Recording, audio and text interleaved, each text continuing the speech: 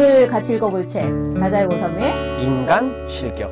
어떤 작품인가요? 인간 실격은 1948년에 발표된 다자이 오사무의 그 마지막 소설입니다. 네. 왜 마지막인가요? 그 소설을 이제 적고 나서 그 같은 해에 이제 자살로 생을 마감을 했죠. 네. 예, 물론 인간 실격은 일본 이제 뿐만 아니라 우리나라에서 여전히 사랑받고 있는 소설이라고도 하죠. 네. 일본 전후 세대의 실존적 허물을 다룬 데카당수 문학의 정수다라고 알려져 있어요. 이 책은. 이 소설이 쓰여졌을 그 당시에 일본 상황은 어땠나요? 전쟁이 끝난 지 얼마 안 된 시점이었죠? 그렇죠. 굉장히 어떤 격변기를 보내고 있는 시기라고 봐야 되겠죠. 사실 그 앞에 19세기에 이후로 이제 일본은 어떤 군국주의를 표방하고 우리와 더불어 이제 중국 등 아시아에 있는 여러 나라들과 이렇게 전쟁을 벌이기도 했잖아요. 그죠? 그렇죠. 전쟁을 벌였다기보다는 침략을 당했죠, 우리는. 그 사실 전쟁이 그렇듯이 지면 끝이잖아요. 만약에 지면은 그 책임이 정부뿐만 아니라 고스란히 국민들에게 이제 전달되기 때문에 아마 일본 내에서도 큰 혼란기를 겪고 있었던 게 아닐까. 2차 세계대전의 가해국이었던 일본, 즉 군국주의를 표방했던 일본이 내세우는 인간형, 당시 인간형과 다자이 오사무라는 인간은 상당히 결이 달라요. 다자이 오사무는 어떤 사람이었나요? 다자이 오사무는 무례파로 이렇게 분류가 되는데 그때 무례가 무례한 그때 무례인가요? 그런 뜻은 아니겠죠. 좀 자유분방하다. 그런 뜻 맞지 않나요? 실제로는 이제 그런 뜻이지만 무례파라는 단어를 쓸 때는 좀 자유분방하다, 얽매이지 않다. 그러니까 이걸 조금 의역하자면 시류를 쫓아가지 않는 작가다. 이런 식으로 보는 것 같아요. 네. 그 다자이 오사무는 사실 엄친아였잖아요. 아버지가 엄청난 재력의 소유자인데다가 정치인이기도 했고, 더군다나 다자이 오사무는 굉장한 미남으로 우리가 알고 있잖아요. 요조처럼. 그렇죠. 근데 자라는 과정 속에서 아버지에 대한 불만이 굉장히 컸다고 해요. 아버지가 그러니까 부를 축적하는 그 과정 속에서 어떻게 보면 악자들을 좀 많이 괴롭혔던 모양입니다. 딱 일본 모습이네요. 일본 국가 자체가 자신의 부를 축적하기 위해서 주위에 있는 국가들을 많이 괴롭혔잖아요. 또 잠깐 좌익 사상에 좀 연루가 되기도 하잖아요. 그러다가 집안에서 이제 좀 쫓겨나는 그렇겠죠. 부를 그런 일들도 축적한 많았죠. 네. 정치가의 입장에서 보면 상당히 반동이거든요. 다자이 오사무는 동경제국대학의 그 불문과 출신인 만큼 또 엘리트 중에 또 엘리트였다라고 보는데 네. 1935년에 네. 역행이라는 작품으로 문단에 등단을 했다고 해요. 1947년에 또 우리가 잘 알고 있는 사양이라는 작품으로 일본 최고의 작가의 이름으로 이제 올려지기도 하고. 그런데 이제 상복은 별로 없었던 것 같아요, 그죠? 예, 다자이 오사무는 또 이 문학상에 굉장한 집착을 보였다고 하는데요. 아쿠타가와상을 받기 위해서 굉장히 노력을 했다고 하는데. 결국에는 그의 어떤 태폐적인 기행으로 인해서 그 상을 받지 못하는 결과가 있었죠. 태폐적인 기행이 무엇이었는지는 좀 짐작이 돼요. 이 인간 실격에 좀 고스란히 나와 있는 걸로 봐서. 이 책의 첫 번째 수기의 첫 문장이 굉장히 임팩트가 강해요. 부끄럼 많은 생애를 보냈습니다. 저는 이 문장을 접하면서 도스토옙스키의 지하 생활자의 수기 그 책이 생각이 났어요. 그 책의 첫 문장이 나는 병든 인간이다 거든요. 부끄럼 많은 생애를 보냈습니다. 이 첫 번째 문장이 이 책의 전반적인 그 정서를 지배하는 것 같아요. 작가들에게 있어서 이게 첫 문장이라는 게 굉장히 중요하다고 생각이 듭니다.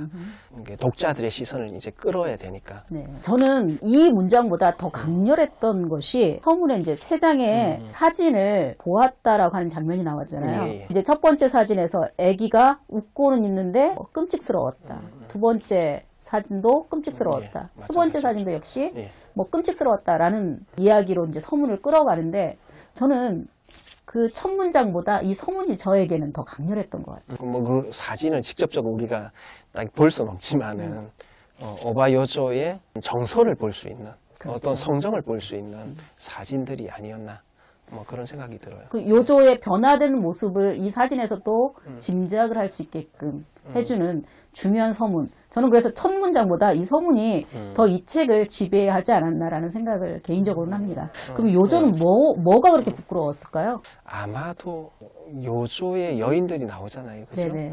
그 여인들에게 잘못했던 게 아닐까 싶어요. 사실 그들도 좀 아픈 사람이었잖아요. 그렇죠. 네, 사실 요조는 그들을 향해서 위로 한 말이 제대로 못했던 게 아닐까 싶어요. 그 스스로 위로를 할 수 있어야 타인도 위로를 해줄 수 있는데 요조라는 인물은 스스로도 위로를 못했던 것 같아요. 요즘 제가 생물학책을 좀 많이 읽는데 거기 나온 세포막이 건강해야 이 개체도 건강해지는 거거든요. 요조라는 인물은 이 자기 세포막을 적절하게 형성하지를 못했던 인간인 것 같아요.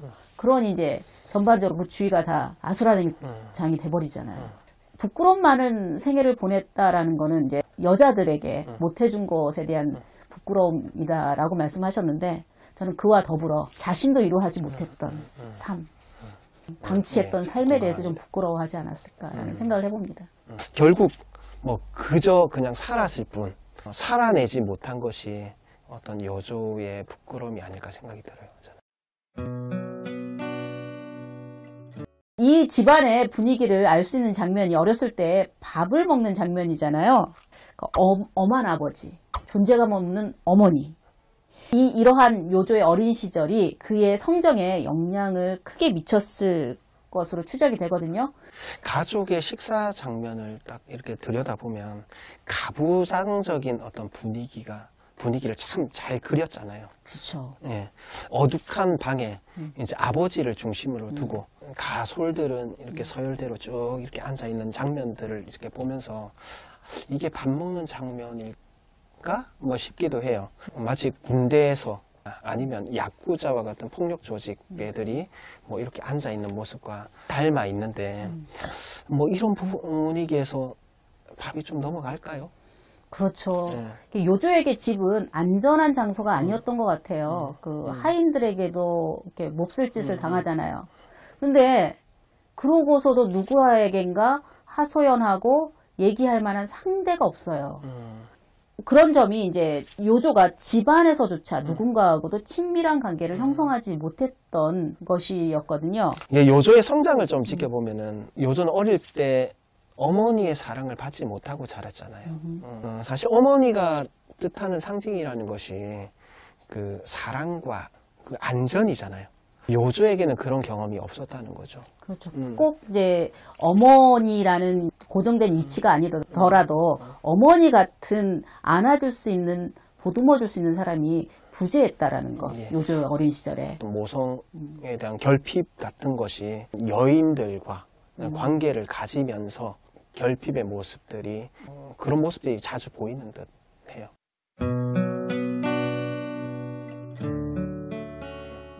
요조는 자신이 다른 사람과 다르다라는 것을 숨기기 위해서 익살극이라는 가면을 이용해요.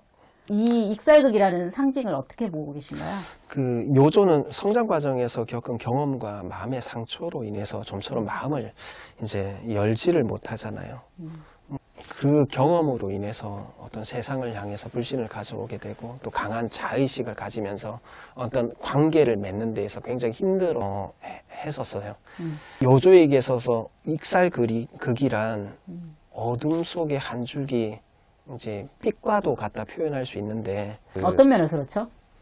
우리는 보통 페르소나 즉 가면을 쓰고 있으면 다른 사람처럼 행동할 수 있잖아요. 마치 배우가 된 것 같은.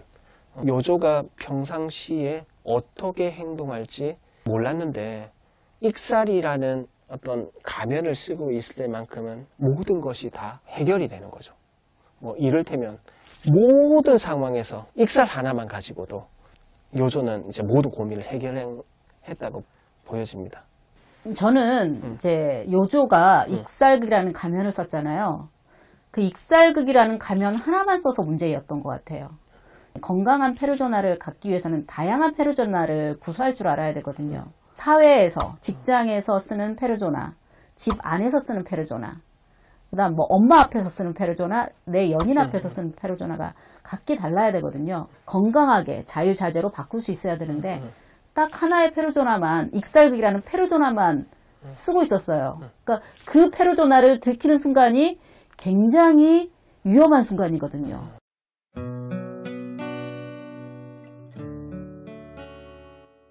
다케이치가 등장하면서 굉장히 당황스러운 일이 벌어지게 되죠. 그렇죠. 예. 그 다른 가면을 빨리 썼어야 되는데, 다른 페르소나를 등장시켰어야 되는데 등장시키질 못해요. 그 당황스러움. 누군가가 우리의 속을 알아버렸다면 그러면 막 쥐구멍이라도 막 들어가고 싶고 막 그렇잖아요. 예, 부끄럽죠. 많이. 그렇죠. 근데 요조의 이제 전략으로는 다케이치를 자기 집으로 초대하고 그 이후로 친구가 되죠. 저는 다케이치와 오랫동안 친구로 남았다면 어땠을까 하는 생각이 듭니다.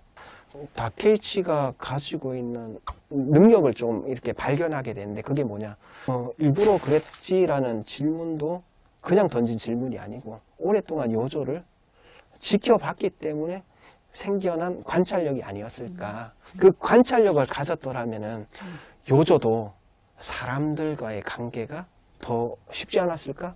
뭐 이런 생각도 해봐요. 그러니까 자기 객관화 할 수 있는 친구를 옆에 두었더라면 요조의 삶이 조금 달라졌을 수도 있겠구나라는 이제 생각을 하시는 거죠. 예. 그러니까 다케이치가 또 요조를 보고서 또 두 가지 예언을 하잖아요. 그렇죠. 예.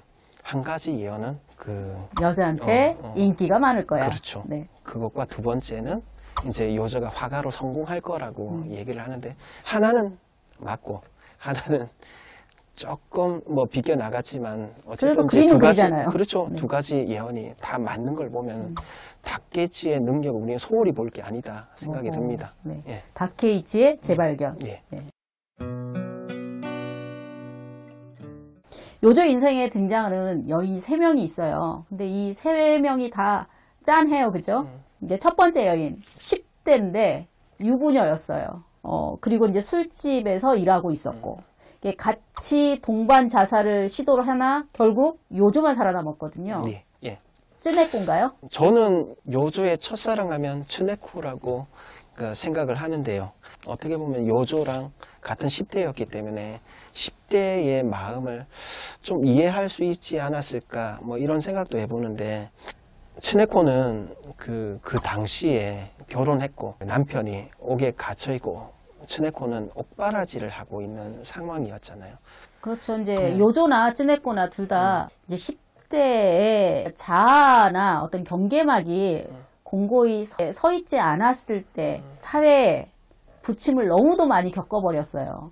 이제 그래서 이제 둘이 더 이렇게 동질감을 느끼고 있었는지도 모르겠어요. 그죠? 사실 츠네코도 그렇고 요조도 그렇고 누군가를 챙겨야 될 입장은 아니잖아요. 그들도 좀 보호받아야 될 그렇죠. 그런 입장인데 10대의 그 시절을 참 기구하게 살아간다 생각이 드는 거죠. 예. 그나마 츠네코는 이제 요조에게서 좀 희망을 좀 걸고 싶었는데 요조는 좀 아니었던 것 같아요. 어떤 면에서 그렇죠? 그러니까 요조에게서 사실 경제력을 바란 건 아니었거든요. 자기가 벌면 되니까. 요조는 아버지로부터 쫓겨난 상황이었고, 또 츠네코도 남편이 감옥에 있기 때문에 굉장히 힘든 시기를 보내고 있고, 뭐 그런 면에 있어서 둘은 이렇게 쓸쓸함, 외로움을 함께 공유한 사람이라고 생각을 하는데, 그걸 공유하고 같이 서로 보듬어주고 서로의 마음을 받았다면은 뭐 문제가 될 것은 아니지만, 요조가 남자답지 않은 말을 하게 되죠. 돈 떨어지면 헤어지는 거다라는 식으로 츠네코의 마음을 좀 예, 거절하게 되죠. 그래서 결국 둘은 이제 동반 자살하게 되는데, 그 자살로 인해서 요조는 살고 츠네코는 이제 죽게 되잖아요. 요조가 그 사건으로 인해서 죄의식을 갖고 살게 되는 또 배경이 됩니다. 두 여자가 등장해요. 그죠?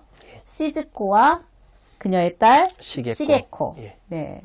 저는 그나마 이 책에서 약간 숨을 쉴 수 있었던 부분이 이 부분이에요. 결국 여기서 도망쳐 나와요. 예. 왜 도망쳐 나오죠? 요조와 시즈코의 딸인 시게코와의 대화의 장면이 나오잖아요. 요조가 시게코에게 물어요. 소원이 뭐냐고 물었죠.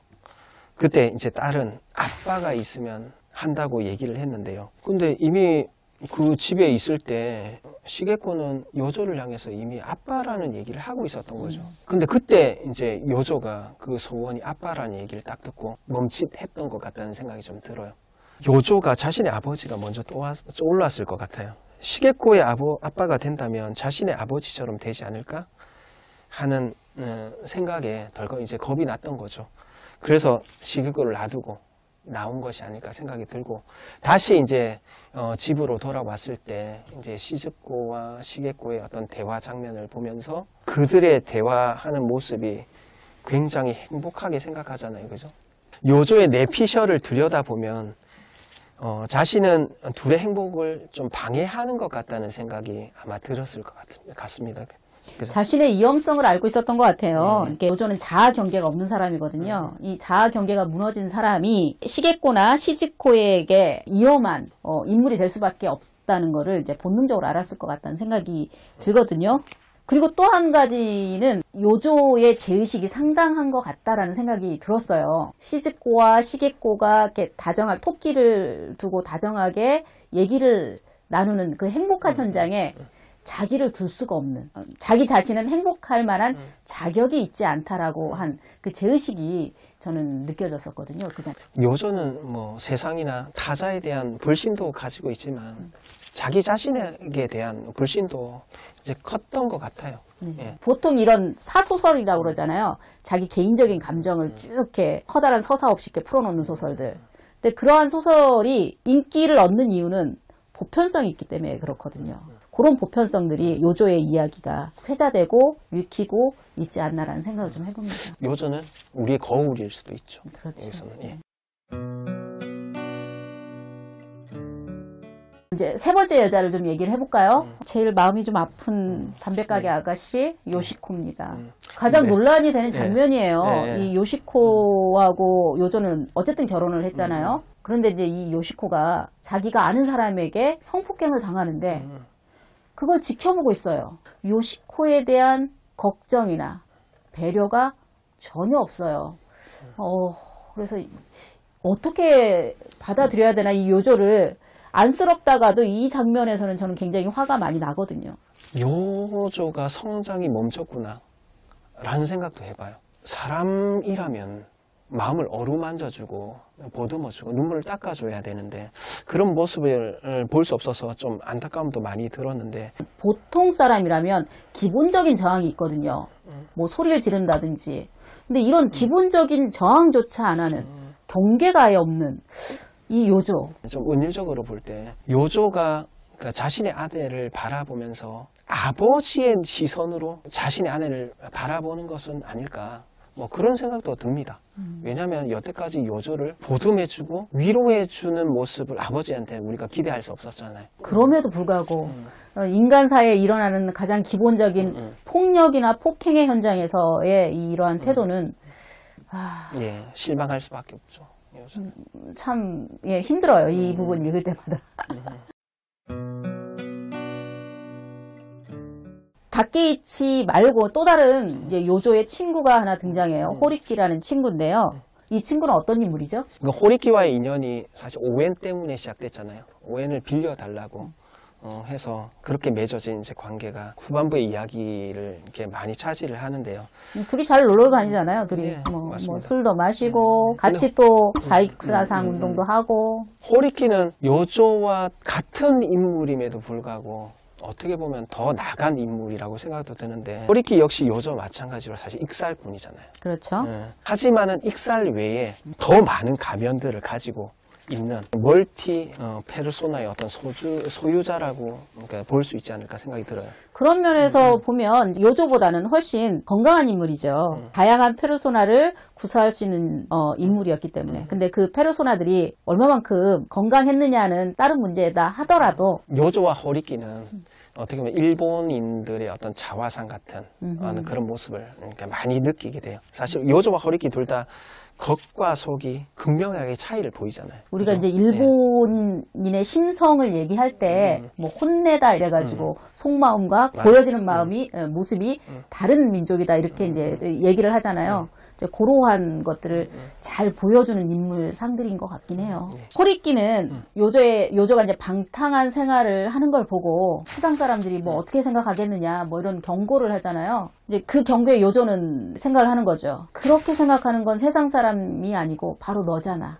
저는 그 부분이 독백으로 들렸어요.